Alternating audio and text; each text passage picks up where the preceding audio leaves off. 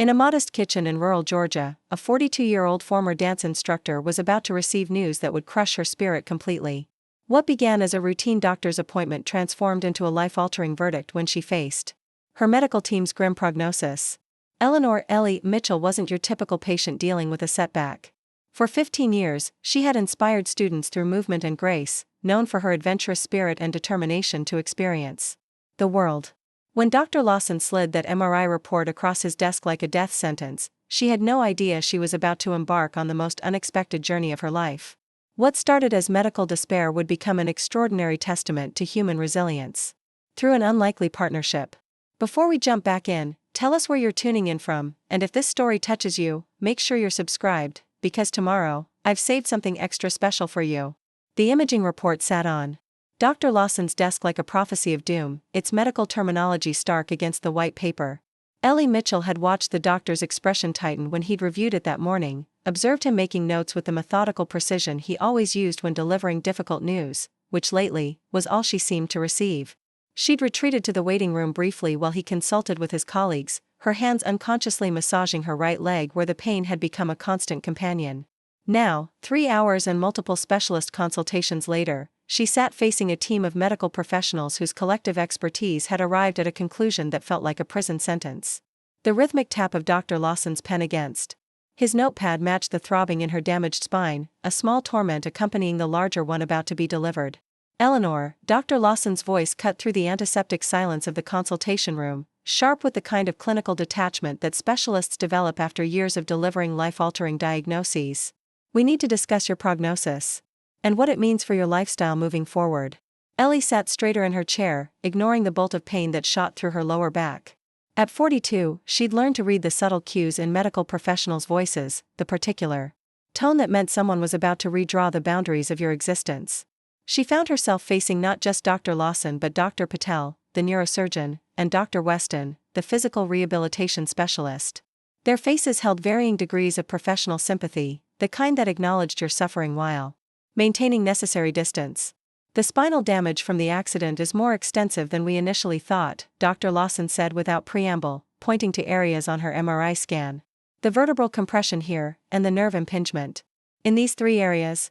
What does that mean in practical terms? Ellie interrupted, her voice steadier than she felt. After 6 months of tests, consultations, and failed treatments following her car accident, she'd developed a low tolerance for medical jargon that circled around hard truths. Dr. Patel leaned forward, her eyes meeting Ellie's directly. It means long-distance travel is no longer advisable. The prolonged sitting in cars or planes, the pressure changes during flights, the inability to move freely to manage pain, all would put significant stress on your spine in its current condition. Ellie felt her breath catch. Not travel? The word struck her with physical force. Travel wasn't just something she enjoyed, it was central to her identity, her life's passion, the thing that had sustained her through her divorce 3 years ago and her mother's death shortly after. For how long, she asked, the question hanging in the air like smoke, suffocating and inescapable. Given the extent of the damage, Dr. Weston interjected, and considering your medical history and age, this is likely a permanent limitation. Permanent. The word echoed in Ellie's mind, bouncing off the walls of her consciousness like a ricocheting bullet. You need to understand what we're telling you, Eleanor, Dr. Lawson continued, his voice gentler now but no less final. Your spine simply cannot handle the strain of travel. We're talking about managing your condition to prevent further deterioration, not planning for improvement that's medically unlikely. The diagnosis hung in the sterile air of the consultation room, accurate and suffocating. Ellie knew exactly what no travel meant to her life. It was her annual photography trip to national parks, her carefully saved funds for exploring South America next year, her dreams of seeing Japan's cherry blossoms someday. It was the difference between a life worth living and mere existence. There must be alternatives, she said, fighting to keep her voice from breaking. Surgeries, experimental treatments, specialized physical therapy, something. The 3 doctors exchanged glances, a silent communication that told Ellie everything before Dr. Patel spoke. We've explored all conventional surgical options, she said carefully. The risks outweigh the potential benefits in your case. The location and nature of the damage makes surgical intervention extremely high risk. And the experimental treatments? Ellie pressed, grasping for any thread of hope. Most aren't covered by insurance, Dr. Lawson said, the financial reality adding another layer to her prison sentence. We're talking $150,000 minimum for treatments with very limited evidence of success. The figure might as well have been $1 million. After her medical leave had exhausted her modest savings, Ellie was barely keeping up with rent on her small apartment, let alone affording experimental medical procedures. What about specialized therapy? She asked, her voice smaller now. Dr. Weston nodded, the first positive gesture in this devastating conversation. That's where we can make the most difference. With consistent therapy, you can maintain your current mobility levels, manage pain, and potentially see modest improvements in daily functioning. Preparing and narrating this story took us a lot of time, so if you are enjoying it, subscribe to our channel, it means a lot to us. Now back to the story. But not enough to travel, Ellie stated flatly. It wasn't a question. No, Dr. Weston confirmed. Not for extended periods, and certainly not internationally. Ellie felt tears burning behind her eyes but refused to let them fall. Not here. Not now. She'd spent a lifetime teaching young dancers about resilience and grace under pressure. She wouldn't abandon those principles during her own crisis. So what do you suggest I do with my life now? The question came out sharper than intended, but she couldn't soften the edges of her desperation. Dr. Lawson's expression shifted slightly, professional detachment giving way to genuine concern. You adapt, Eleanor. You find new passions that work within your physical limitations. Many patients in your situation discover meaningful activities that don't require travel. Like what? Knitting? Watching travel documentaries about places I'll never see? The bitterness in her voice surprised even her. Like teaching, Dr. Patel suggested gently. You were a dance instructor before the accident. Perhaps there are ways to share your knowledge that don't require physical demonstration. The suggestion, though well-intentioned, felt like another loss. Dance had been her expression, her language, her connection to students. Teaching from a chair, unable to demonstrate movements that had once flowed through her body like water, it seemed like a cruel parody of her former life. I'll need time to process this, Ellie said finally, gathering her dignity around her like armor. Of course, Dr. Lawson nodded, closing her file. We'll schedule a follow-up for next week to discuss pain management and therapy options. In the meantime, I'm adjusting your medication to better address the breakthrough pain you've been experiencing. The conversation shifted to practical matters, prescriptions, therapy schedules, specialist referrals, but Ellie heard it all through a fog of grief. As she left the medical building, leaning heavily on her cane, the Georgia summer heat hit her like a physical blow, matching the emotional one she'd just received. In her car, she finally allowed the tears to come, harsh sobs that racked her body and intensified the pain in her spine. The irony wasn't lost on her, even crying hurt now. Through the windshield, she could see people walking normally across the parking lot, getting into cars without wincing, their lives continuing without the borders and boundaries that had just been erected around hers. They would go home, make dinner plans, book vacations, board planes, all without a second thought about the miracle that was painless movement. Her phone buzzed with a text from her sister, Melissa. How did it go? Call me when you're done. Ellie stared at the message, unsure how to compress this life sentence into a text message or even a phone call. How did you tell someone that the core of your identity had just been declared medically inadvisable? That your dreams had expiration dates measured in spinal stability? She started the car instead, deciding that some conversations needed to happen in person, even if driving the 20 minutes to Melissa's house would leave her in agony for the rest of the day. That night, Ellie sat on her small balcony overlooking downtown Savannah, the historic city lights twinkling below her like earthbound stars.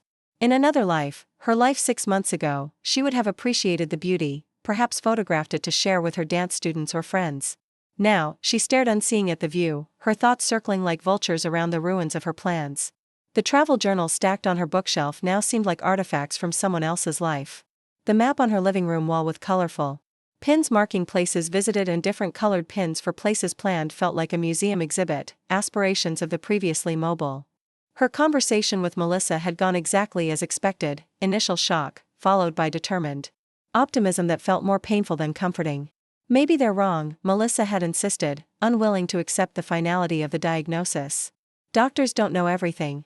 We could get a fourth opinion, or research alternative therapies. 3 specialists agreed, Mel, Ellie had responded.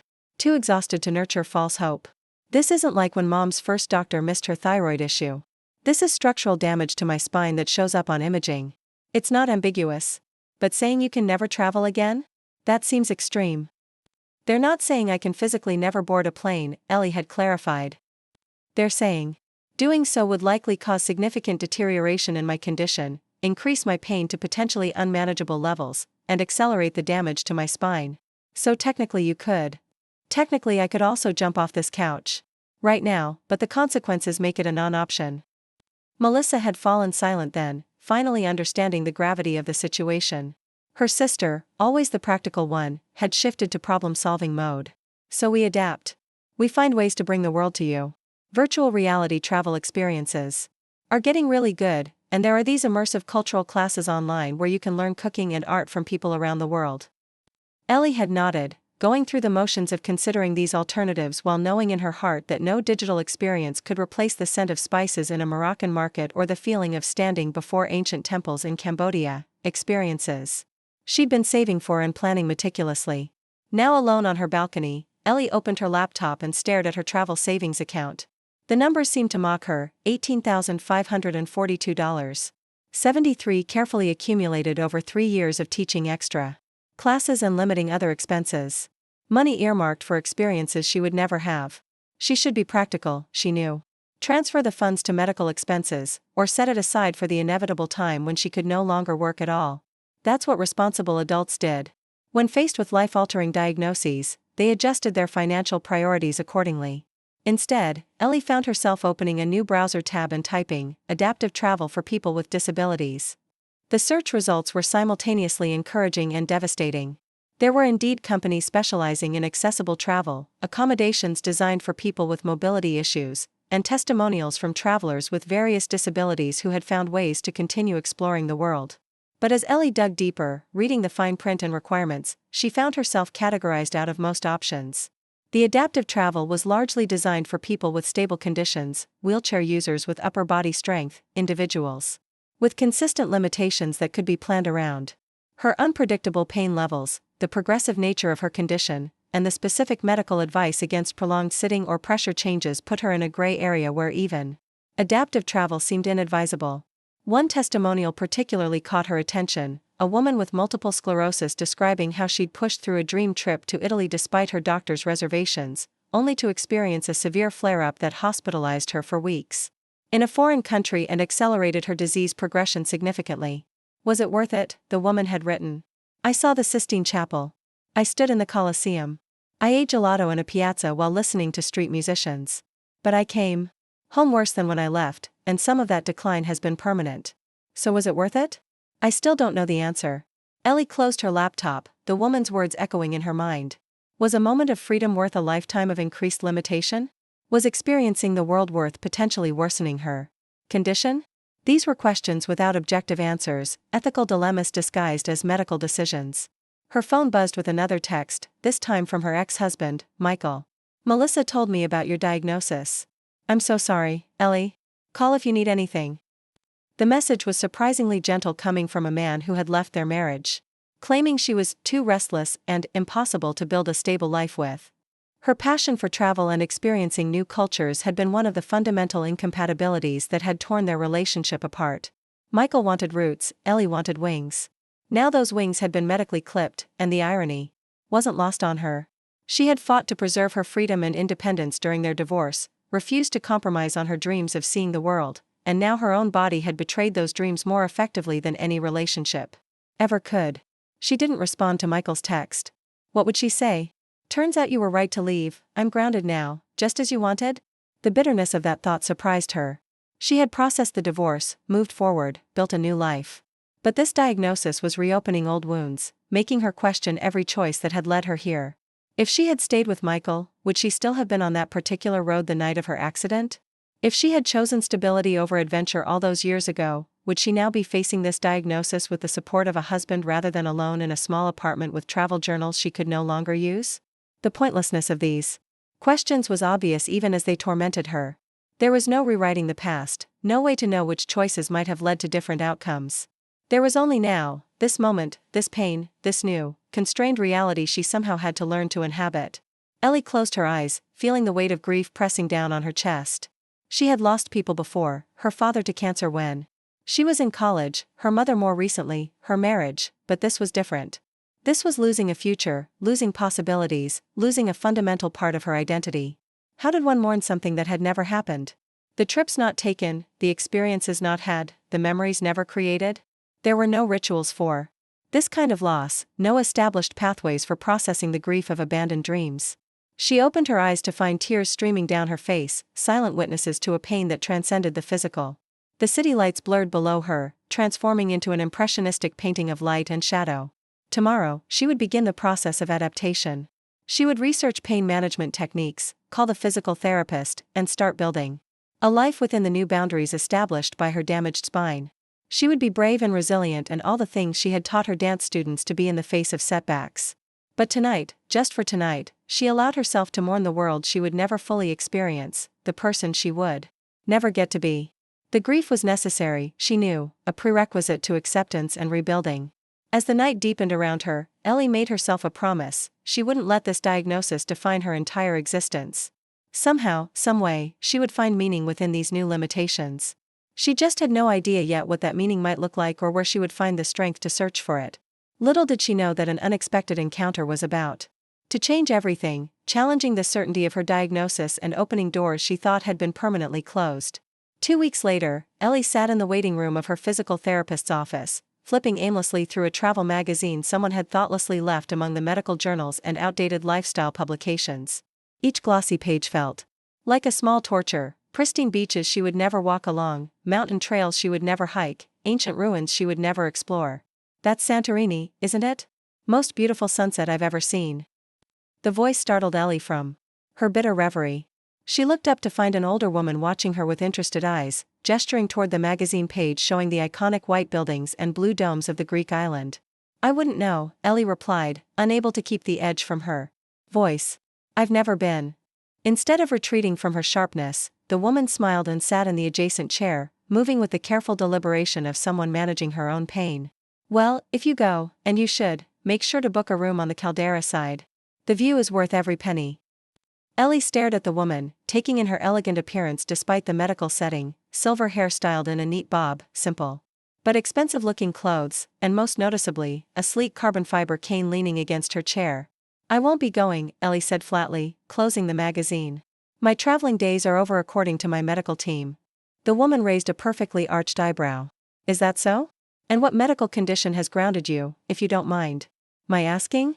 Under normal circumstances, Ellie would have found the question intrusive.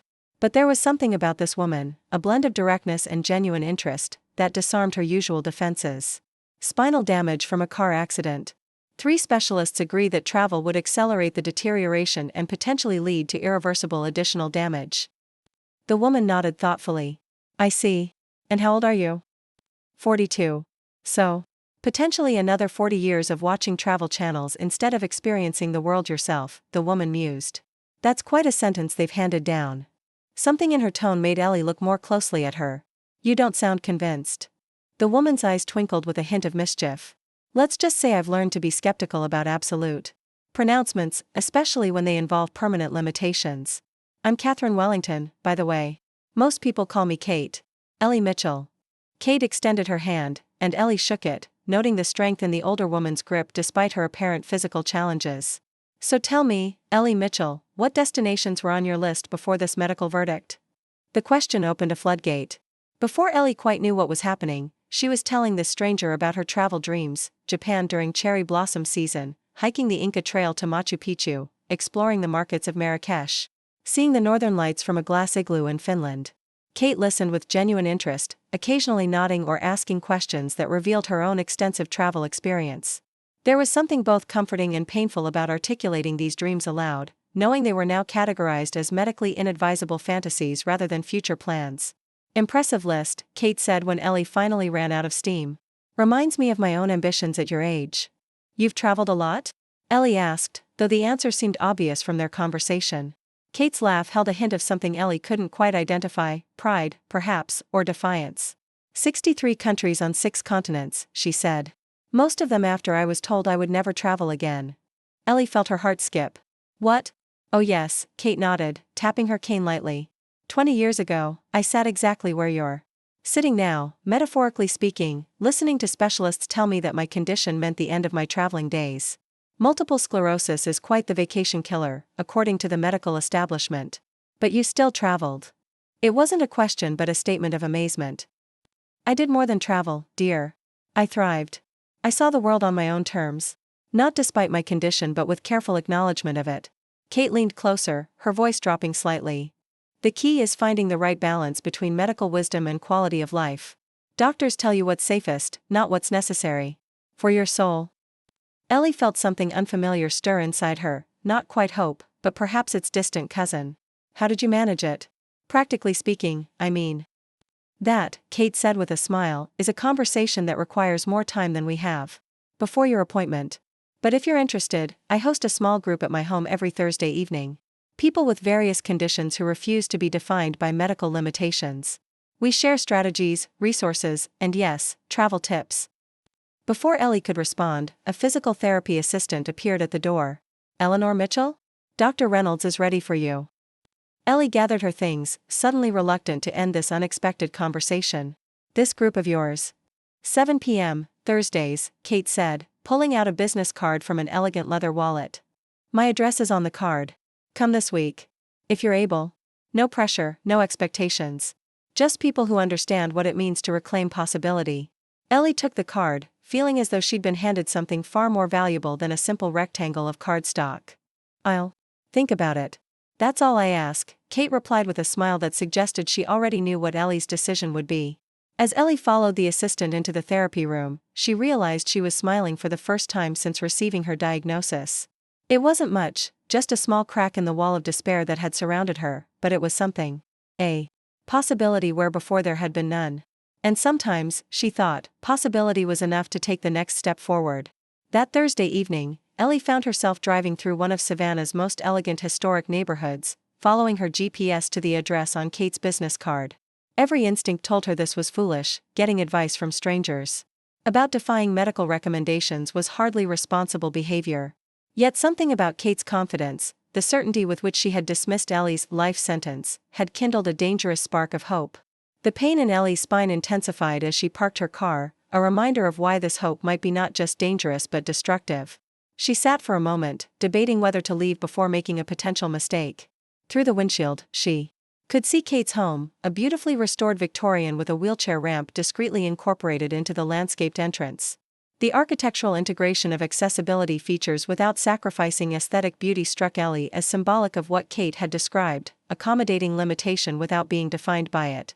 Before she could reconsider, the front door opened, and Kate appeared on the porch, waving as if she'd been watching for Ellie's arrival. I was hoping you'd come, Kate called, leaning on her cane but otherwise moving with surprising fluidity down the ramp to greet her visitor. First times are always the hardest. Ellie emerged from her car slowly, her body stiff from the drive. I almost turned around 3 times on the way here. But you didn't, Kate observed with a smile. That's the most important part of any journey, deciding to begin despite the fear. Inside, Ellie found herself in a home that could have been featured in an architectural magazine, high ceilings, original woodwork, and walls covered with stunning photography from around the world. Most striking were the subtle accessibility features seamlessly integrated throughout the space, elegant handrails disguised as decorative molding, furniture arranged to allow easy navigation, a small elevator camouflaged within what appeared to be a traditional staircase. Did you take these? Ellie asked, gesturing to a particularly striking photograph of what appeared to be Angkor Wat at sunrise. Every one, Kate confirmed. My condition affects my mobility, not my ability to frame a shot. I've had that one published in National Geographic. Before Ellie could respond, the doorbell rang, signaling the arrival of other guests. Over the next 15 minutes, the living room filled with what had to be the most diverse group of people Ellie had ever encountered in one place. There was Marcus, a former marathon runner in his 30s who now used forearm crutches due to a degenerative neuromuscular condition, Sophia, an elegant woman in her 70s managing Parkinson's disease, James, a 40-something investment banker with a prosthetic leg, and Devi, a young woman in her 20s navigating life with lupus. Each greeted Kate with the familiarity of old friends and welcomed Ellie with genuine warmth. First meetings are for stories, Kate announced once everyone was settled with drinks. Ellie, would you be comfortable sharing what brought you here tonight?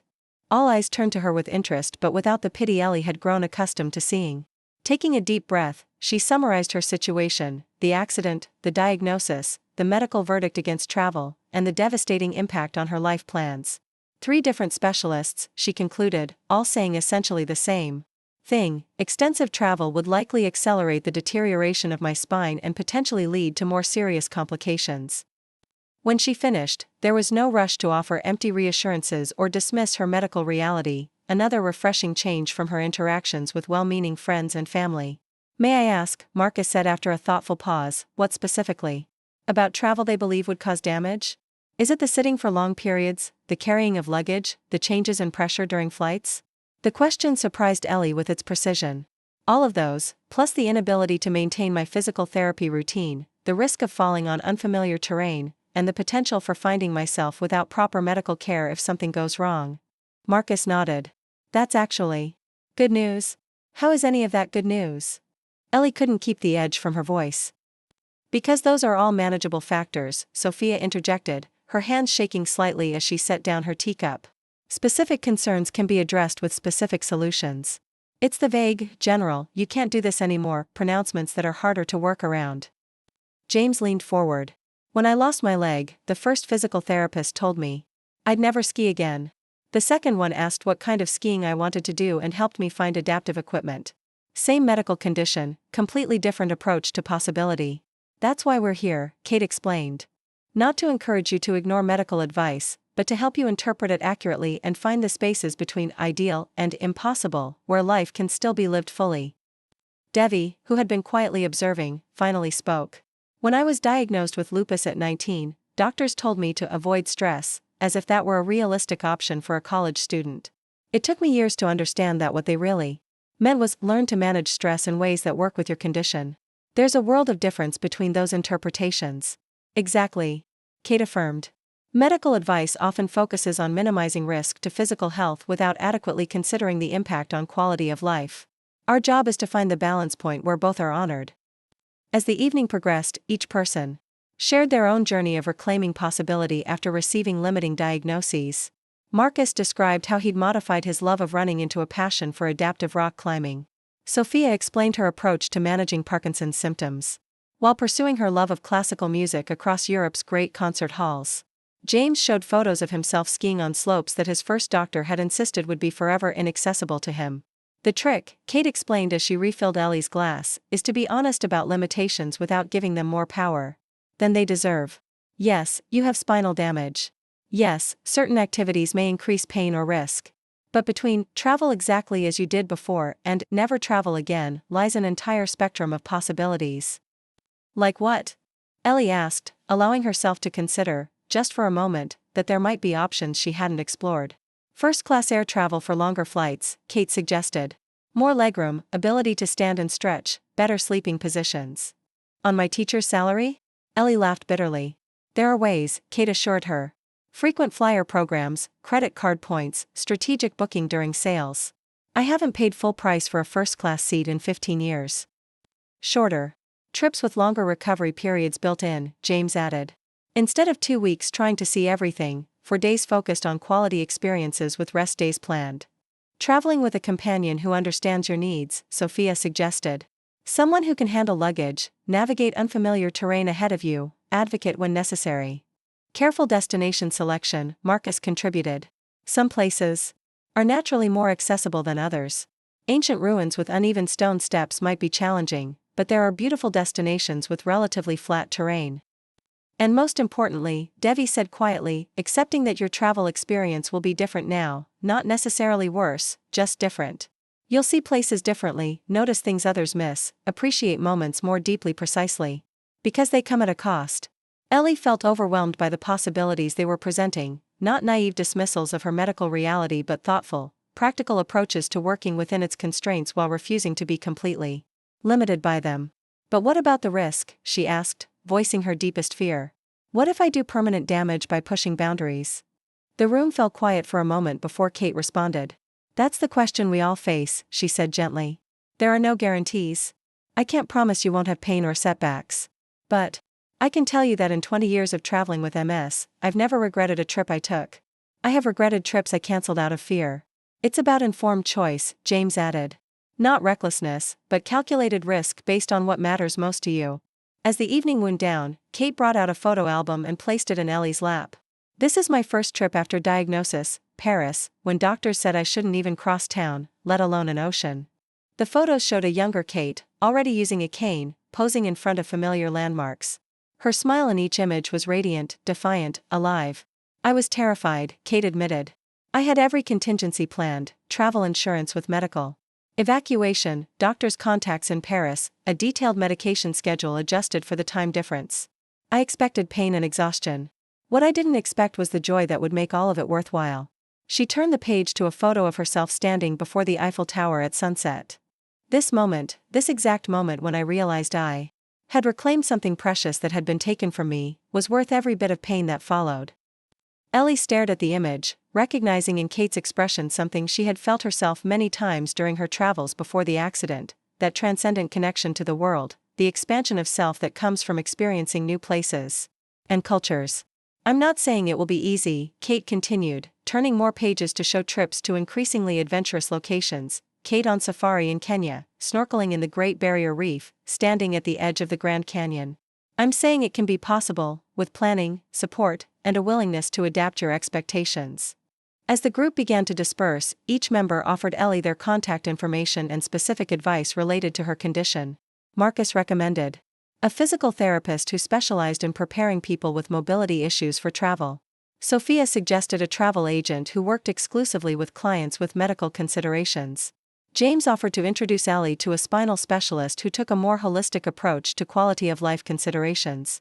And I, Kate said as she walked Ellie to her car, am planning a trip to Savannah's Barrier Islands next weekend. Nothing ambitious, just a day trip to Tybee Island to photograph the lighthouse. I'd welcome company if you're interested. A small first step back into the world. Ellie hesitated, the invitation both tempting and terrifying. I don't know. No pressure, Kate assured her. The invitation stands whether you accept now, later, or never. Just know that there's a place for you in this community, whatever you decide. Driving home, Ellie felt something she hadn't experienced since the doctors had delivered their verdict, a tiny flame of possibility flickering where before there had been only darkness. It wasn't naive hope or denial of her condition. It was something more nuanced, the recognition that perhaps the boundaries of her new life weren't as absolute as she had been led to believe. The next morning, Ellie called in sick to the small dance studio where she had been doing administrative work since her accident had made teaching impossible. Instead of her usual routine of pain management and regret, she spent the day researching everything Kate and the others had mentioned. She discovered online communities of travelers with various disabilities sharing detailed accessibility information about destinations around the world. She found adaptive equipment she hadn't known existed, specialized neck pillows for long flights, portable back support systems, lightweight but sturdy travel canes. She read blog posts written by people with conditions similar to hers who had found ways to continue exploring the world on their own terms. By afternoon, she had fallen down a rabbit hole of possibility. One particular travel blog caught her attention, written by a woman with a spinal cord injury who had visited 27 countries in 5 years, documenting accessible accommodations, transportation options, and activities at each destination. Travel with a disability isn't about doing everything an able-bodied person can do, the woman had written. It's about finding your own way to experience the essence of a place, often seeing things others miss because they're moving too quickly, or looking in the wrong direction. The perspective resonated deeply with Ellie. As a dance instructor, she had always emphasized to her students that limitations could be creative opportunities, a shorter dancer finding unique ways to create the illusion of height, a less flexible student developing stronger technique to compensate. Had she forgotten her own teaching in the face of her diagnosis? That evening, Ellie sat on her balcony looking out at Savannah's historic district, this time with different eyes. She still felt the constant pain in her spine, still knew the medical reality of her condition. But alongside those facts now existed new possibilities, not dismissals of her limitations but potential pathways through them. Her phone buzzed with a text from Kate, no pressure about this weekend, but if you're interested, here's what you should know. We'll drive, my accessible van has excellent seating, the lighthouse has an elevator, and I know every place to sit and rest along the beach. Think about it. Ellie stared at the message, feeling the weight of decision. The safe choice was clear: stay home, follow her doctor's conservative advice, protect her damaged spine from potential further harm. The responsible choice. But what if safety meant surrendering everything that made life meaningful to her? What if responsibility to her physical health came at the expense of her spiritual and emotional well-being? Before she could overthink it, she typed, "What time should I be ready?" Kate's response came immediately, 9 a.m. Wear comfortable shoes and bring whatever medication or support devices you need. I'll handle the rest. That Saturday morning dawned clear and beautiful, the kind of perfect Georgia spring day that seemed designed specifically for new beginnings. Ellie had slept poorly, anxiety and pain creating a familiar duet of discomfort. As she carefully went through her morning routine of gentle stretches and medication, she questioned her decision repeatedly. Was she being reckless? Defying medical advice out of denial rather than informed choice? Or was this the first step toward reclaiming a life that felt worth living, even with its new constraints?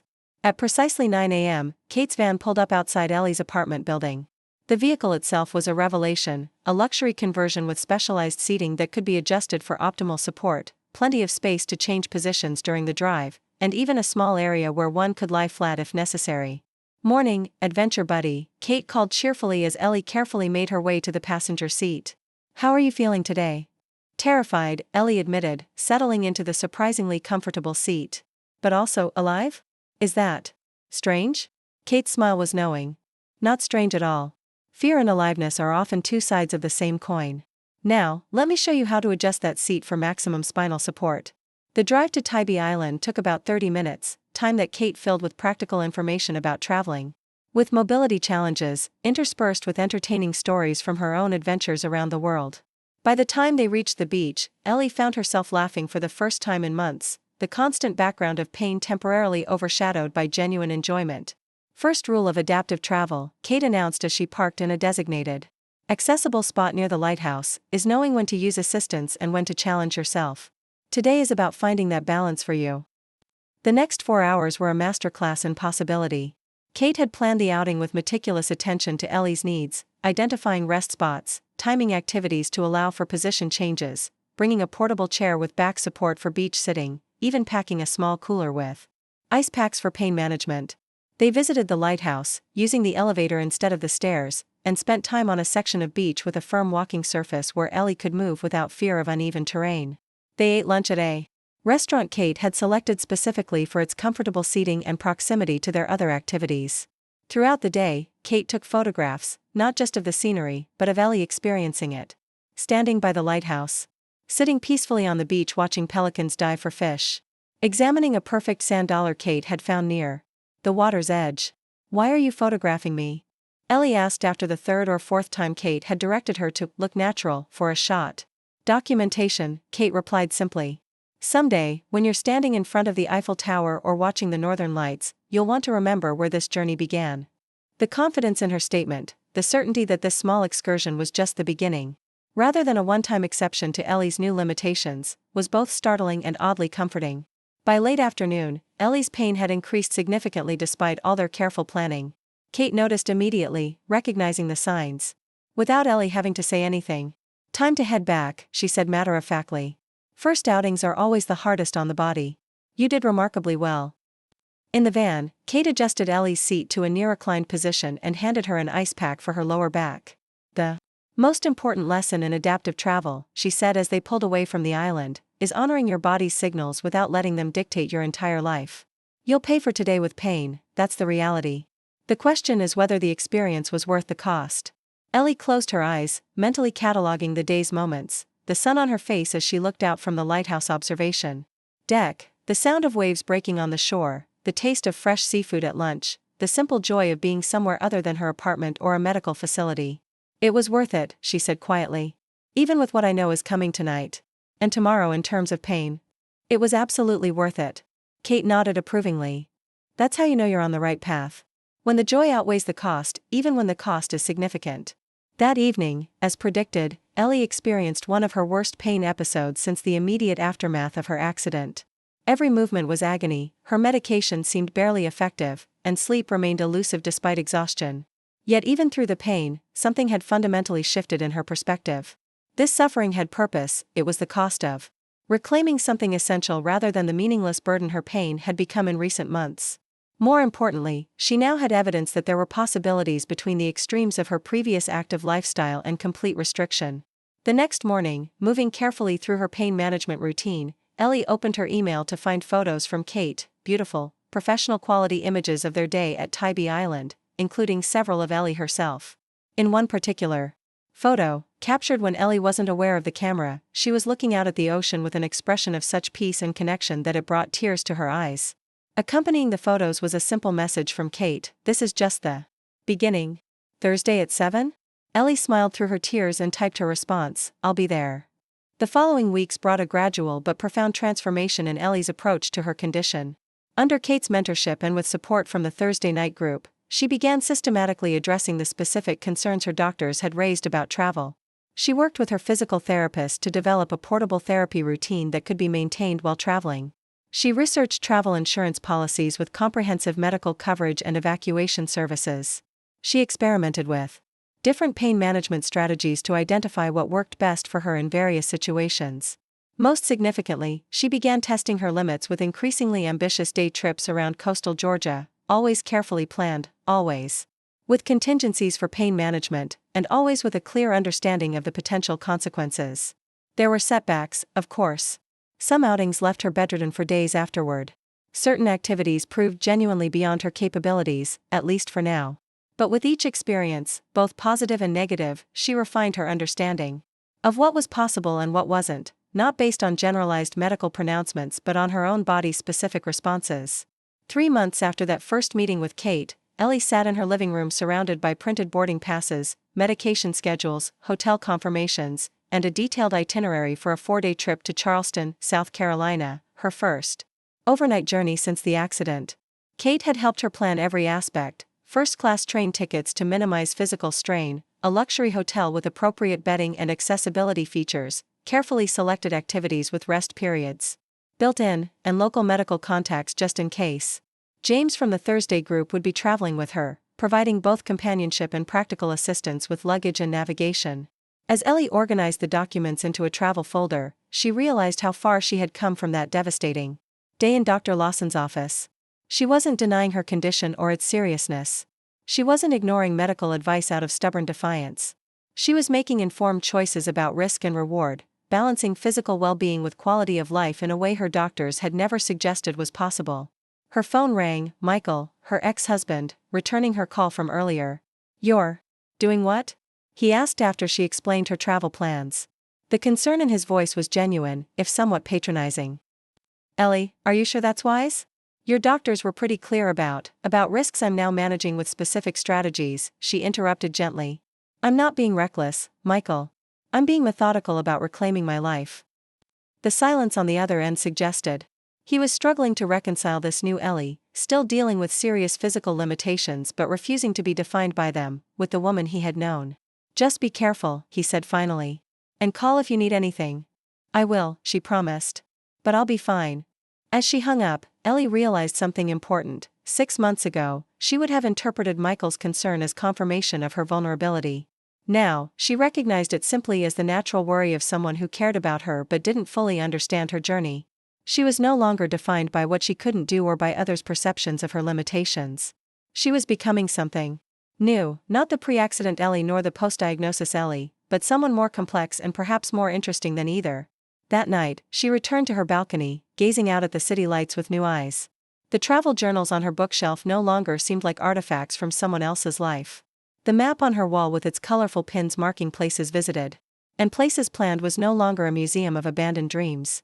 They were, instead, chapters in an ongoing story, one that had taken an unexpected turn but was far from finished. The next pins in that map might represent slower journeys, different kinds of experiences, new ways of seeing the world.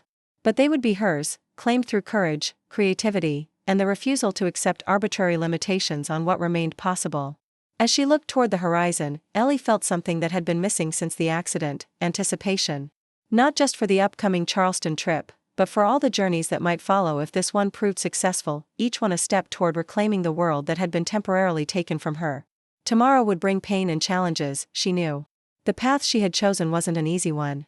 But for the first time in months, tomorrow also promised possibility. And for now, that was enough. The Charleston trip changed everything for Ellie. Despite careful planning, reality intervened with challenges no itinerary could anticipate. Their first day brought unexpected rain, turning cobblestone streets into treacherous pathways for someone with mobility issues.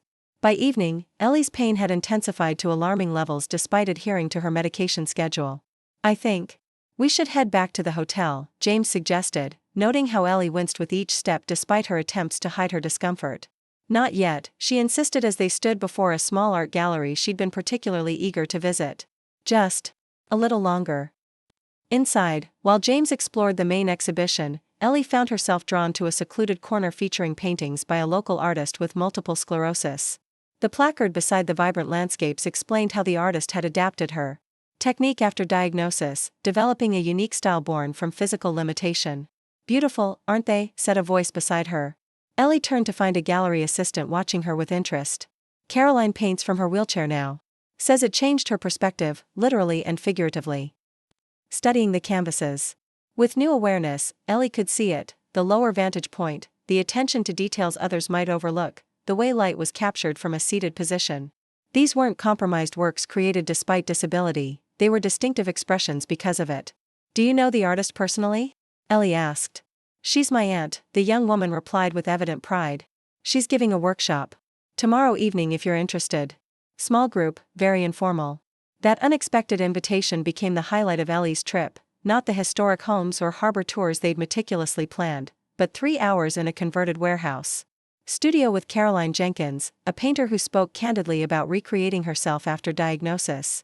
"I mourned my old style for nearly 2 years," Caroline told the small gathering, demonstrating how she'd adapted her brushwork to accommodate tremors. "Then one day I realized I was so busy grieving what I'd lost that I couldn't see what I might gain." Later, helping Ellie modify her own grip on a paintbrush to minimize strain on her wrists, Caroline asked about her story. When Ellie explained her journey from dance instructor to reluctant traveler navigating a new reality, the artist nodded in recognition. "The most dangerous limitation isn't physical," Caroline said, making a small adjustment to Ellie's position. "It's the story we tell ourselves about what's possible." Returning to Savannah, Ellie brought more than souvenirs, she carried a profound revelation. Her Charleston trip hadn't succeeded despite the pain flares, itinerary adjustments, and necessary accommodations. It had succeeded because of how she navigated those challenges, finding unexpected connections and opportunities precisely because she was experiencing the city differently than before. At the next Thursday gathering, Ellie shared this epiphany with the group. "I've been thinking about travel all wrong," she admitted. "I've been trying to figure out how to have the same experiences as before, just with accommodations. But what if that's not the point? What if my condition is actually offering me a different way of experiencing the world, not worse, just different?" Kate's eyes gleamed with approval. "Now you're getting it. The greatest adventures often come when plans fail and we discover what we never would have seen otherwise." "Like meeting Caroline," Ellie agreed. "If the weather had been perfect and my pain managed as planned, I'd have been on that harbor tour instead of in her studio having one of the most meaningful conversations of my life." This shift in perspective fueled a new phase in Ellie's journey. Rather than viewing her condition as an obstacle to overcome, she began exploring how it might actually inform and enrich her travels.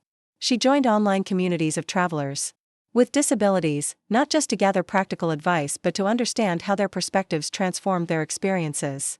Over the next 6 months, Ellie ventured gradually further from home: Asheville for a long weekend, New Orleans for 5 days, a week in the Florida Keys. Each trip brought challenges, certainly. There were nights of breakthrough pain that had her questioning her choices, moments of frustration when inaccessible attractions reminded her of what she'd lost. But there were also experiences she might never have had before: conversations with locals while resting on a bench, discoveries made when forced to take the slower route, connections with fellow travelers facing their own challenges.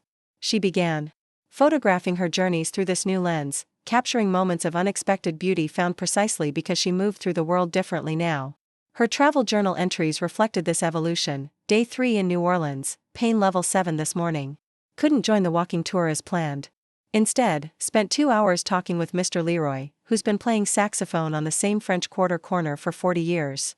When I explained why I needed to sit nearby for so long, he shared his own story of playing through chronic pain after a car accident in the 90s. "Music and pain speak the same language," he told me. "Both remind you you're alive." He played "What a Wonderful World" just for me. No walking tour could have given me that moment. Dr. Lawson's expression when Ellie returned for her 6-month follow-up was a mixture of surprise and concern as she detailed her recent travels. "I can't say I recommend this approach," he said carefully, reviewing her latest imaging. "Though I admit your condition hasn't deteriorated as significantly as I might have expected given these activities. I'm managing the risks," Ellie explained. "Not ignoring them. There's a difference." The doctor studied her thoughtfully. "Your pain levels? Still significant," she acknowledged. "But now they have context, a cost I'm consciously choosing to pay for experiences that matter to me." Dr. Lawson seemed about to deliver another caution but instead asked an unexpected question. Are you happier now than when I saw you last? The query caught Ellie off guard with its departure from clinical assessment. Yes, she said after a moment. Not because the pain is less or the prognosis better, but because I've found a way to live meaningfully within these constraints. The doctor nodded slowly. Then perhaps I need to reconsider how I frame limitations to my patients. He made a note in her file. I still can't medically endorse extensive travel with your condition, but I can see you've found a balance that works for you. Just promise you'll continue the physical therapy and monitor for any significant changes. This qualified medical acknowledgement felt like a small victory, not permission she needed, but validation of the thoughtful approach she'd developed. It reinforced her growing conviction that living well with chronic conditions wasn't about denying reality or recklessly pushing boundaries, but about making informed choices based on personal values and priorities.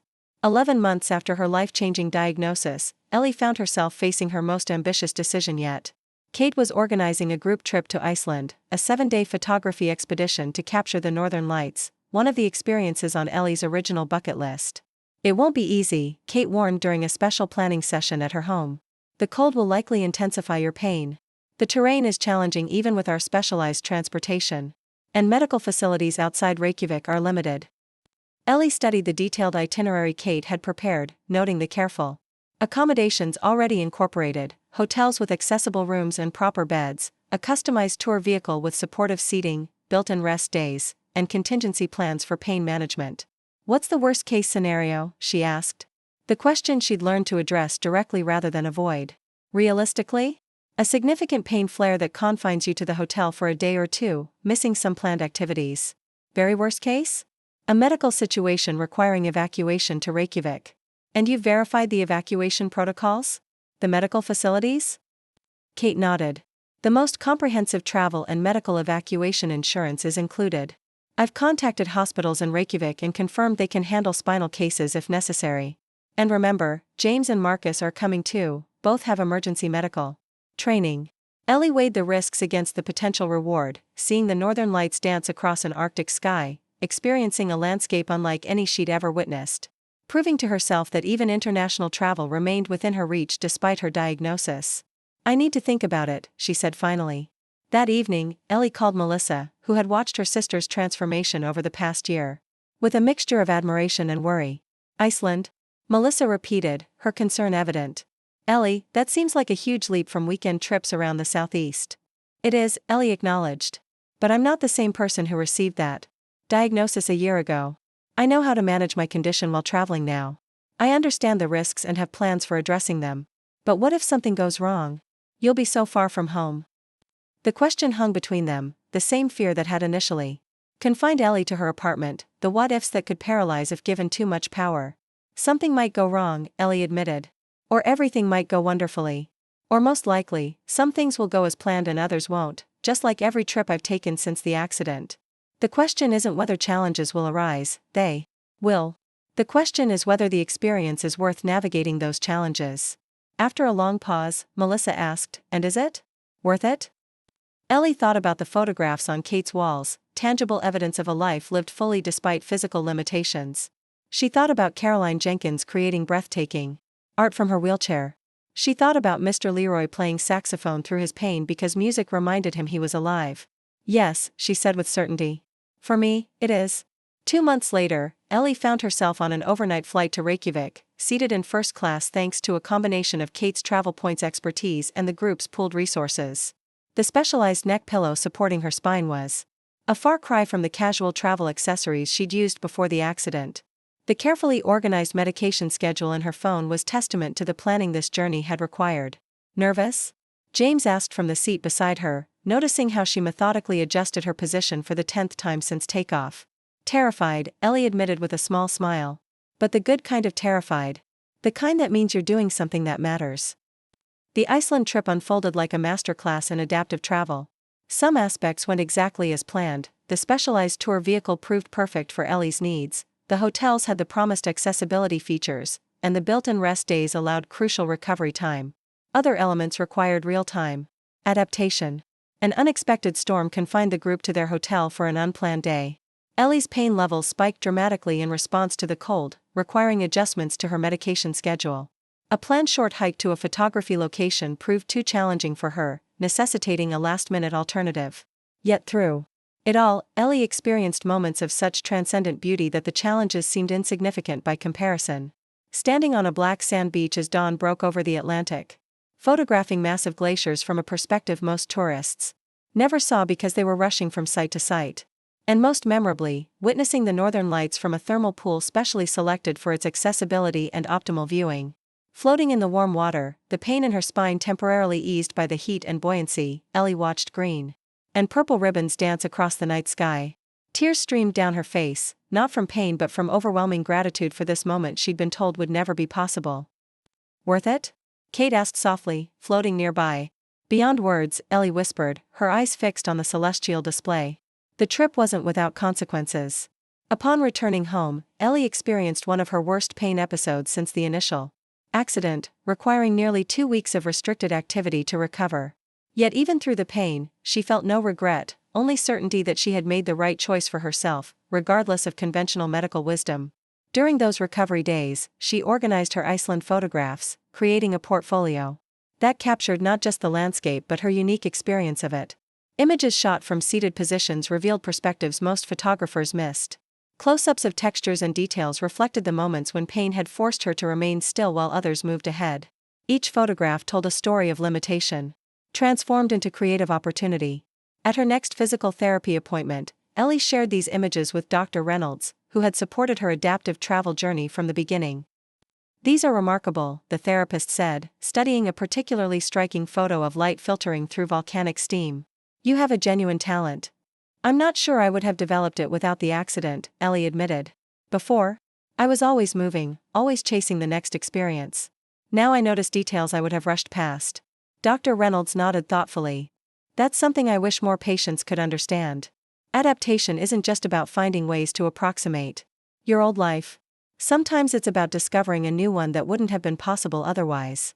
The conversation planted a seed that would grow into Ellie's next chapter. If her perspective as a traveler with mobility challenges created unique photographic opportunities, perhaps there was value in sharing that perspective more broadly.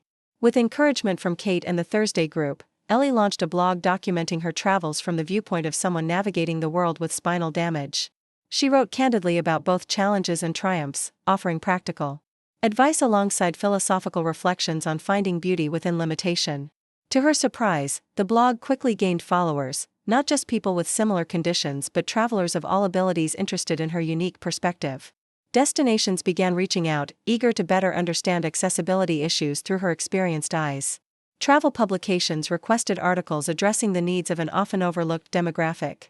14 months after being told she would never travel again, Ellie received an email that seemed too improbable to be real, an invitation from a major travel magazine to document accessible travel options in Japan during cherry blossom season, all expenses paid, with first-class accommodations throughout. She stared at the screen in disbelief, reading and rereading the offer. Japan during cherry blossom season had been at the top of her pre-accident bucket list, a dream she'd reluctantly filed away as impossible after her diagnosis. Now here it was, not just possible but presented as a professional opportunity. The timing of the invitation felt particularly significant. Just days earlier, she'd received disappointing news from Dr. Lawson. Her latest imaging showed slight progression of the spinal damage despite her careful management. Nothing dramatic, but a reminder that her condition wasn't static. The reality of living with degenerative spinal issues meant acknowledging that her capabilities might eventually decrease rather than improve. This sobering medical update had prompted Ellie to revisit her approach to travel yet again. If her window of mobility might gradually narrow, how should that influence her choices now? Should she attempt her most ambitious journeys while she still could? Or would such aggressive travel accelerate the deterioration? Kate had listened thoughtfully when Ellie brought these questions to her. There are no perfect answers, she'd said. Only thoughtful choices based on your values and priorities. The question isn't whether traveling will have physical costs, it will. The question is whether those costs are acceptable to you given what you gain. Now, with the Japan invitation glowing on her screen, Ellie faced that question in its most concrete form. This opportunity represented everything she'd fought to reclaim: adventure, beauty, professional purpose, and the chance to help others navigate similar challenges. It would also, undeniably, stress her damaged spine. Even with first-class travel and careful planning, the long flights, time change, and daily activities would exact a physical toll. Dr. Lawson would certainly advise against it given her recent imaging results. Ellie closed her laptop without responding to the email, needing time to consider all aspects of this decision. This wasn't about reckless defiance of medical advice or naive denial of her condition. It was about the complex calculus of a life worth living within the constraints of chronic illness. That evening, she returned to her balcony, the same spot where, 14 months earlier, she had sat in despair, believing her life of exploration had ended. The travel journals that had once seemed like painful reminders of a lost future now sat alongside her own published articles and blog posts. The map on her wall had new pins marking places visited since her diagnosis, fewer than she might have placed before the accident, but each representing a more profound journey than merely checking destinations off a list. Her phone buzzed with a text from Michael. "Melissa told me about the Japan offer. Incredible opportunity. Will you take it?" The question was asked without judgment, a genuine inquiry rather than a vehicle for unsolicited advice. It reflected how their relationship had evolved as Michael came to respect her thoughtful approach to living with her condition. "Still deciding," she replied honestly. "Weighing options." His response came quickly. "Whatever you choose, I know it will be the right decision for you. You've become an expert at navigating impossible choices." The validation, from someone who had once viewed her love of travel as impractical and destabilizing, meant more than he could know. It acknowledged the wisdom she'd developed through this journey, a hard-won expertise in balancing risk and reward, limitation and possibility. As twilight settled over Savannah, Ellie reflected on the extraordinary path that had led her from that devastating diagnosis to this moment of opportunity. She had not overcome her condition, the pain remained a daily reality, the limitations genuine. What she had overcome was the belief that these limitations defined the boundaries of her possible life. With that perspective, the decision about Japan crystallized with unexpected clarity. She would accept the assignment, not with reckless disregard for her physical well-being but with clear-eyed acceptance of both benefits and costs. She would plan meticulously, build in recovery periods, and take every reasonable precaution. She would listen to her body's signals while refusing to be governed by fear of what might happen. Yet each challenge revealed new insights. The alternative temple offered a meditative garden experience the original site lacked. The rest day allowed her to discover a small neighborhood cafe where 3 generations of a family had been making traditional sweets for over a century. The rescheduled flight connected her with a Japanese businessman who used a wheelchair following a skiing accident, leading to a fascinating conversation about cultural differences in accessibility perspectives.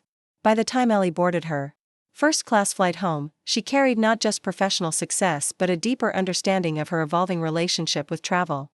She was neither the carefree explorer of her pre-accident days nor the homebound invalid her doctors had initially predicted. She had become something more nuanced, a traveler who moved through the world with deliberate intention, finding depth where others might only skim the surface. The flight attendant who helped her settle into her pod-like first-class seat seemed to recognize something in Ellie's careful movements. "Back problems?" she asked sympathetically as she adjusted Ellie's pillows. "My mother has spinal stenosis. These long flights are challenging." "Spinal damage from an accident," Ellie explained, touched by the woman's perceptiveness.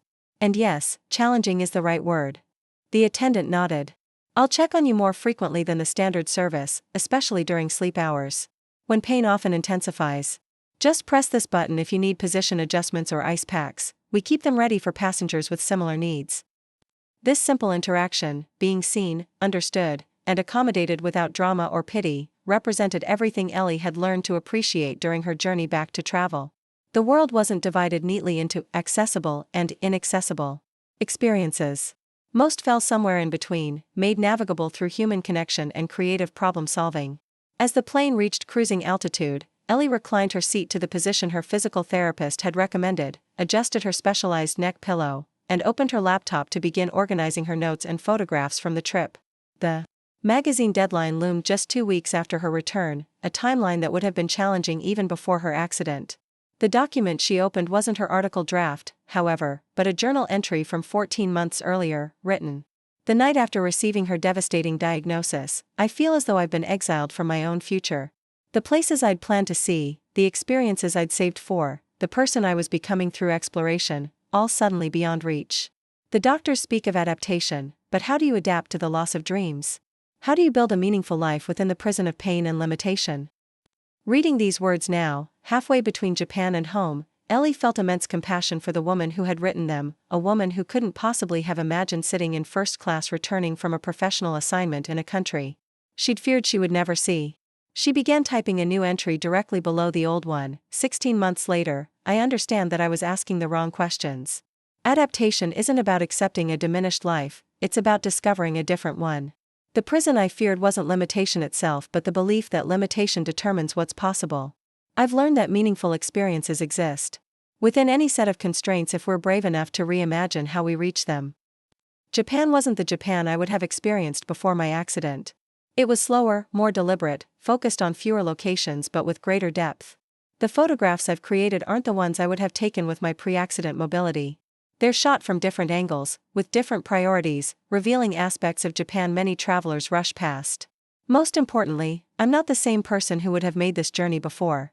Pain and limitation have taught me patience, resourcefulness, and appreciation for moments of ease I once took for granted. I've learned to find joy in experiences I would previously have considered compromises. This isn't to romanticize disability or chronic pain, both remain daily challenges I would eliminate if I could. But within these unwelcome realities, I've discovered capacities I never knew I possessed and connections I might never have made. The community that helped me reclaim travel has become family. The perspective my condition has given me has become professional currency.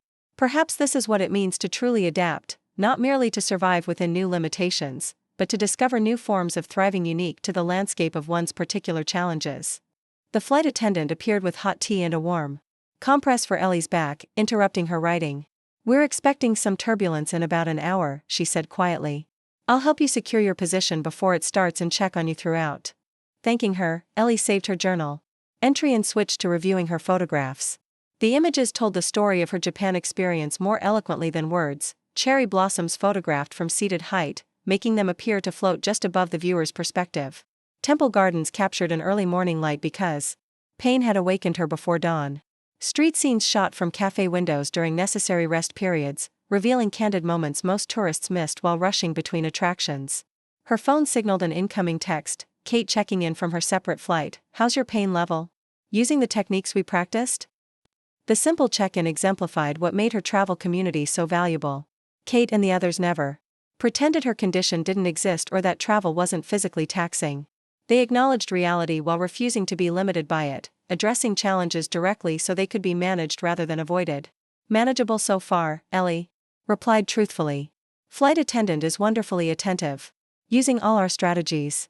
How's economy treating you?" Kate's response came with a laughing emoji, "Dreaming of your first-class pod. Worth every point we saved to get you there. Can't wait to see the final article." Ellie smiled, remembering how Kate had insisted that the group's pooled travel points be used to secure her first-class ticket while the others flew economy. "Your spine needs the space more than our legs need the legroom," Kate had declared when Ellie protested. "Team effort, remember?" The reminder of her community's support carried Ellie through the remainder of the long flight. When turbulence hit, she had strategies ready to minimize its impact on her spine. When pain intensified during the final hours, she had medication protocols developed specifically for air travel.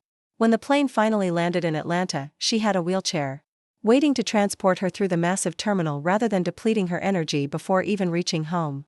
Each of these accommodations represented lessons learned during her journey back to travel, not evidence of weakness but tools that enabled her to navigate the world on her own terms. 3 days after returning home, Ellie sat in Dr. Lawson's office reviewing her latest test results. The news wasn't entirely positive. Imaging confirmed slight progression of her condition, consistent with the natural course of her type of spinal damage rather than any specific aggravating factor. These changes would have occurred whether you traveled or not, Dr. Lawson explained, his tone noticeably different from their early consultations. "Your condition is inherently degenerative, though the rate varies considerably between patients." "And my rate?" Ellie asked directly. Having learned that clear information, however difficult, was better than protective ambiguity. "Moderate," he replied honestly. "Not the rapid progression we sometimes see, but not the near stability we hoped for either. I'd estimate you have several years before any significant new limitations might develop, assuming you continue your current management approach." Several years. The timeframe hung in the air between them, both a gift and a constraint. More time than many patients received, less than she would have wished for. "And travel?" she asked, though she already knew her decision regardless of his answer. Dr. Lawson studied her thoughtfully. "I've been following your blog, you know. My nurse showed it to me after your Charleston article was published. It's educational. Seeing the world through your perspective. The admission surprised Ellie. I didn't realize doctors read patient blogs. The good ones do, he said with unexpected humor. Especially when we've been proven overly pessimistic in our prognosis. He turned to his computer, pulling up photographs from her Japan assignment that had already been published online. This work is remarkable. Not just artistically, but as a resource for others with similar conditions. Thank you, Ellie said, touched by his recognition. But you haven't answered my question about travel. Dr. Lawson's expression became serious. Again. Medically speaking, international travel still poses risks given your condition's progression.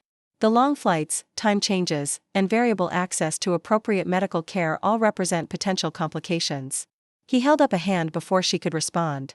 However, I've come to understand that medical recommendations exist within the context of an individual's life priorities. Your approach, careful planning, appropriate accommodations. Most importantly, she would approach the journey not as a desperate grabbing at experiences before they became impossible, but as another step in an ongoing exploration of how to live fully within the reality of her condition, whatever that reality might become in the future. Ellie opened her laptop and composed her response to the magazine. I would be honored to accept this assignment. As someone traveling with spinal damage, I bring unique insights into accessible travel that I believe will benefit your readers. I've attached my specific requirements to ensure I can deliver the quality work you expect while managing my condition effectively. Hitting send, she felt none of the anxiety that had accompanied her early post-diagnosis travel decisions. In its place was a quiet confidence, not that everything would go perfectly, but that she now possessed the tools, knowledge, and perspective to navigate whatever challenges arose. 2 weeks later, Ellie sat in Atlanta's international terminal waiting for her flight to Tokyo. The scene around her was chaotic, harried travelers rushing between gates, families corralling excited children, business people furiously typing on laptops. Eleanor Mitchell? She looked up to find a flight attendant standing before her. Yes? We're ready to begin pre-boarding for passengers needing extra time or assistance, the woman said kindly. Your first-class seat is ready whenever you are. As Ellie gathered her carefully packed carry-on containing essential medications and supportive devices, she noticed a familiar figure rushing through the terminal, Dr. Patel, the neurosurgeon, who had been part of the team delivering her initial no-travel verdict 14 months earlier. The doctor was clearly late, walking rapidly toward a gate where final boarding announcements were being made. She hadn't noticed Ellie, focused entirely on reaching her flight on time. For a brief, powerful moment, Ellie watched this woman who had once defined the boundaries of her possible future. There was no anger in the observation, no desire for vindication or recognition. Just a quiet acknowledgement of how far she had come from that devastating day in the consultation room. Ma'am, the flight attendant prompted gently. Would you like to board now? Ellie smiled, rising carefully from her seat with the deliberate movements her condition required. Yes, she said. I'm ready. As she made her way down the jet bridge, she felt a profound sense of peace settle over her. The journey ahead would bring challenges, certainly. There would be pain, adjustments, and moments of frustration at what her body could no longer do with ease. But there would also be cherry blossoms against blue skies, the quiet beauty of Japanese gardens, new connections with fellow travelers, and opportunities to share what she had learned about finding freedom within limitation. Most importantly, there would be the continued unfolding of a life reclaimed from medical pronouncements that had proven too narrow to contain the full measure of human possibility. Settling into her first-class seat, adjusting it for optimal spinal support, Ellie glanced out the window at the airport where countless journeys began and ended each day. Her own journey had taken an unexpected detour 14 months ago, not an ending, as she had initially feared, but a redirection toward a path she never would have discovered otherwise. As the plane began to taxi, Ellie opened her journal to a fresh page and wrote, "They said I'd never travel again. Today, I fly first class to Japan. Not despite my limitations, but with full acknowledgement of them. Not in denial of medical reality, but in pursuit of a life where that reality is just one factor among many. This is what freedom looks like, not the absence of constraints, but the wisdom to navigate them with purpose and courage." She closed the journal as the plane accelerated down the runway, lifting her into a future that remained gloriously, terrifyingly unwritten, exactly as it should be. The Japanese cherry blossoms fell like pink snow around Ellie as she carefully positioned her camera. She sat on a specially designed portable seat that Kate had discovered, lightweight yet sturdy enough to provide proper back support. Morning light filtered through the trees in Kyoto's Maruyama Park, transforming the landscape into something that seemed almost too beautiful to be real. Perfect timing, remarked Tanaka-san, the local guide the magazine had arranged to assist her. He had quickly adapted to her slower pace, finding hidden shortcuts and rest spots that most tourists never discovered. Most visitors come midday when it's crowded. Only photographers and elderly locals appreciate the early morning quiet. Ellie smiled, adjusting her settings to capture the interplay of light and shadow across the falling petals. Sometimes, limitations become advantages.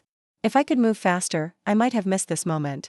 This had become her mantra during the 10 days in Japan, finding the hidden gifts within constraints that once seemed like pure losses. The long flight had indeed taken its toll, requiring 2 full days of rest upon arrival.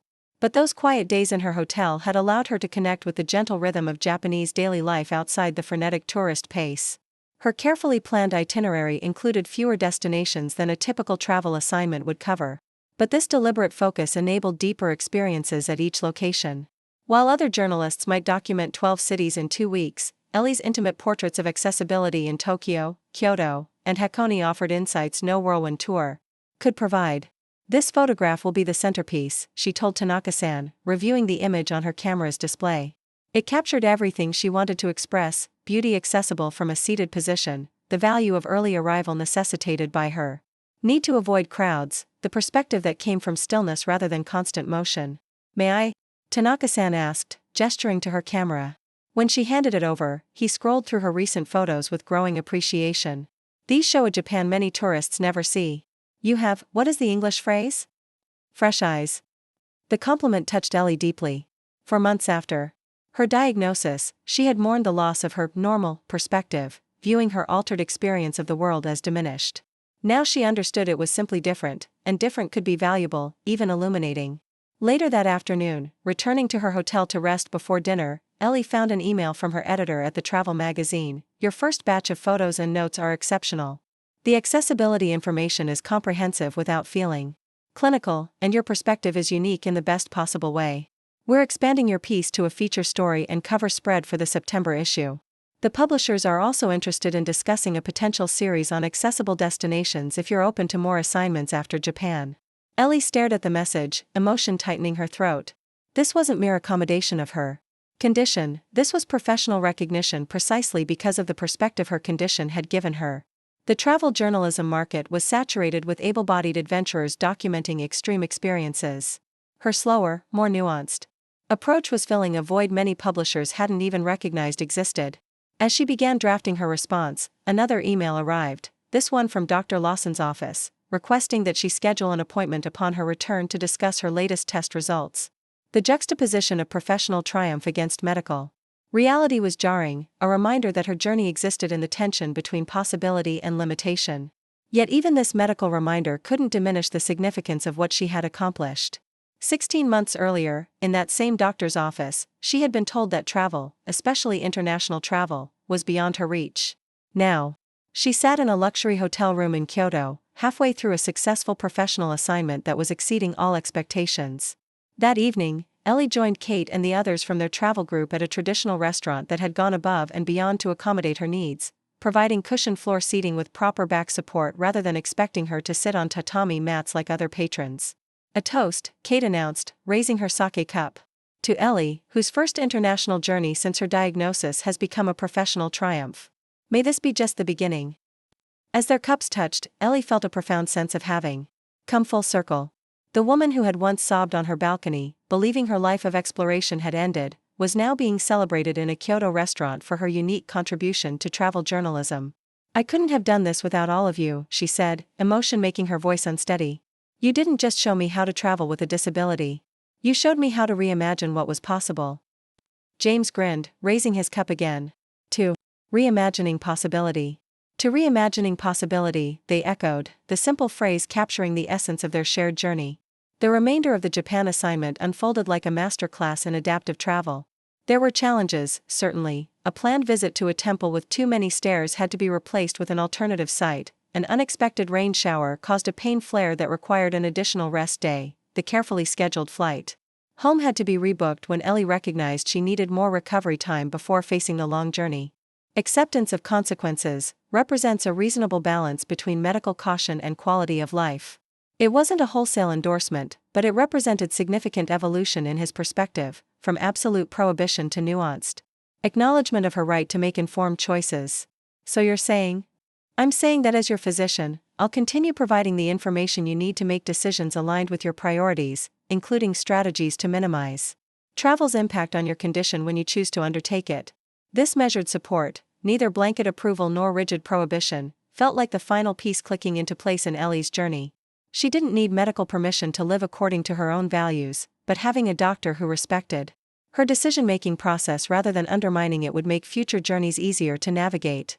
1 week later, Ellie stood before an audience at Savannah's community center, presenting the first public showing of her Japan photographs.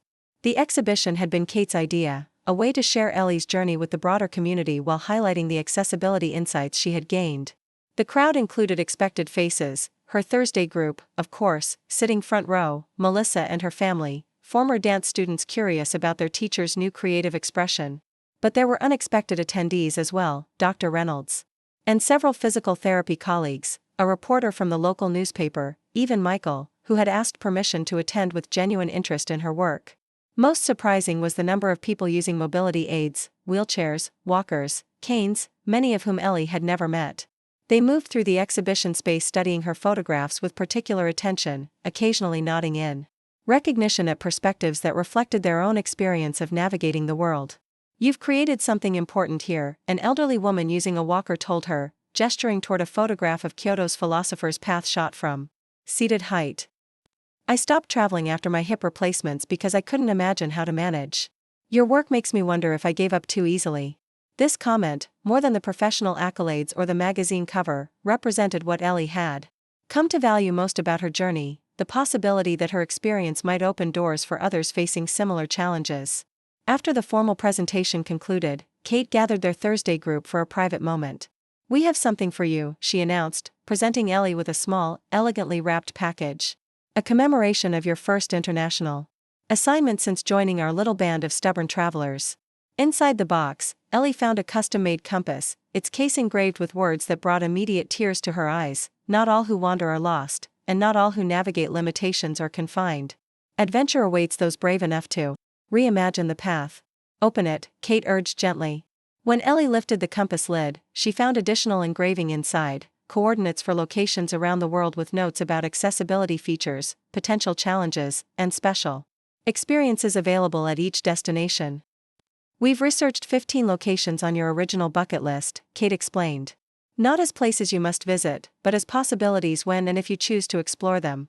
The compass is symbolic, but the information is practical, our collective knowledge to support your future journeys, whatever form they take." Surrounded by this extraordinary community and holding tangible evidence of their belief in her continued exploration, Ellie felt a wave of emotion that transcended simple gratitude. This moment represented everything she had reclaimed since that devastating day in Dr. Lawson's office, not just travel itself, but the freedom to define her own future rather than accepting boundaries established by others. "Thank you," she managed through tears. "Not just for this, but for showing me the way forward when I couldn't see it myself." As the evening wound down, Ellie found herself speaking with Michael in a surprisingly comfortable conversation. Their history felt distant now, transformed by all that had occurred since their marriage ended. "I owe you an apology," he said unexpectedly. "Years ago, I called your travel dreams impractical and destabilizing. I thought stability meant staying in one place, building something predictable." "We wanted different things," Ellie replied. Simply. "Neither was wrong, just incompatible." "Maybe," Michael acknowledged. "But seeing what you've accomplished despite challenges I can't even imagine, it's made me reconsider what strength really looks like. The most stable thing in that room tonight was your determination to live meaningfully on your own terms." The observation stayed with Ellie long after the exhibition ended. Standing on her balcony that night, looking out at the same Savannah skyline that had witnessed her despair 18 months earlier, she reflected on the extraordinary journey from that moment to this one. The path hadn't been linear. There had been setbacks alongside triumphs, moments of doubt interspersed with breakthrough realizations. Her condition remained serious, its progression a reality she continued to navigate daily. Pain was still her constant companion, managed but never eliminated. Yet within these unchanged facts, everything had transformed. The travel journals on her bookshelf now sat alongside her own published articles. The map on her wall displayed new pins, fewer than in her pre-accident plans, but each representing a deeper, more meaningful experience than she might have had rushing from destination to destination. Most significantly, her understanding of possibility had expanded rather than contracted. Where once she saw only loss and limitation, she now recognized doorways to experiences she might never have discovered otherwise. Her slower pace revealed details previously overlooked. Her need for assistance created connections with locals and fellow travelers that enriched every journey. Her unique perspective had become professional currency in an industry that had initially seemed close to her. 2 days later, Ellie sat at her computer reviewing responses to her most recent blog post, a candid account of navigating Japan with spinal damage. Among the comments was one that caught her attention. "I was diagnosed with MS last year and thought my traveling days were over. Your articles have given me hope that there might be a way forward I haven't considered. How did you find the courage to try again after being told travel was no longer possible?" The question brought Ellie full circle, from the woman who had once needed guidance to someone now able to offer it to others beginning similar journeys. Her response formed easily, distilling everything she had learned since that life-changing diagnosis. "Courage wasn't something I possessed from the beginning. It grew gradually through small steps supported by an extraordinary community of fellow travelers navigating their own challenges. I started with day trips, then weekend journeys, each one teaching me what was possible and what needed adaptation. The key wasn't ignoring medical reality but refusing to let it define the boundaries of my possible life. I learned to distinguish between necessary limitations and arbitrary ones, to accept the former while questioning the latter. I discovered that, you can never travel again, often really means, you cannot travel exactly as you did before, and within that distinction lies a world of possibility. If you're at the beginning of this journey, my advice is simple: find your community. Seek those who will neither dismiss your medical reality nor treat it as the whole of who you are. Start small, learn your new patterns, and build gradually toward what matters most to you. Accept that your travels will be different now, not necessarily lesser, just different. Most importantly, remember that the greatest limitation isn't physical, it's the story we tell ourselves about what remains possible. That story can change. Mine did. As Ellie posted her response, her phone buzzed with an email notification, the travel magazine confirming their interest in a series of accessible destination features, with assignments already planned for New Zealand, Morocco, and the Galapagos Islands. Each would require careful planning, physical preparation, and acceptance of consequences. Each would push the boundaries of what her doctors might consider advisable. And each represented the life she had reclaimed, not despite limitations but within them, not by denying reality but by refusing to be defined by it. Opening her calendar, Ellie began blocking time for physical therapy intensification before each planned journey. She noted medication adjustments that would be necessary, recovery periods that would need protection, and local medical resources to investigate at each destination. The detailed planning wasn't evidence of her conditions control over her life but rather her determination to create space for what mattered most within its constraints. As she worked, her gaze occasionally drifted to the compass sitting on her desk, its engraved message capturing everything she had learned during her extraordinary journey from despair to possibility. Not all who wander are lost, and not all who navigate limitations are confined. Adventure awaits those brave enough to reimagine the path. 18 months after being told she would never travel again, Ellie Mitchell was living proof of that truth. Planning her next adventure, supporting others on similar journeys, and flying first class past every boundary that had once seemed impossible to cross. Before continuing to the next story, don't forget to subscribe to our channel for more inspirational content like this. If Ellie's journey resonated with you, share it with someone who might need to hear that limitations don't have to define their possibilities. Sometimes the most beautiful journeys begin when we're brave enough to reimagine the path. Up next, you've got 2 more standout stories right on your screen. If this one hit the mark, you won't want to pass these up. Just click and check them out. And don't forget to subscribe and turn on the notification bell, so you don't miss any upload from us.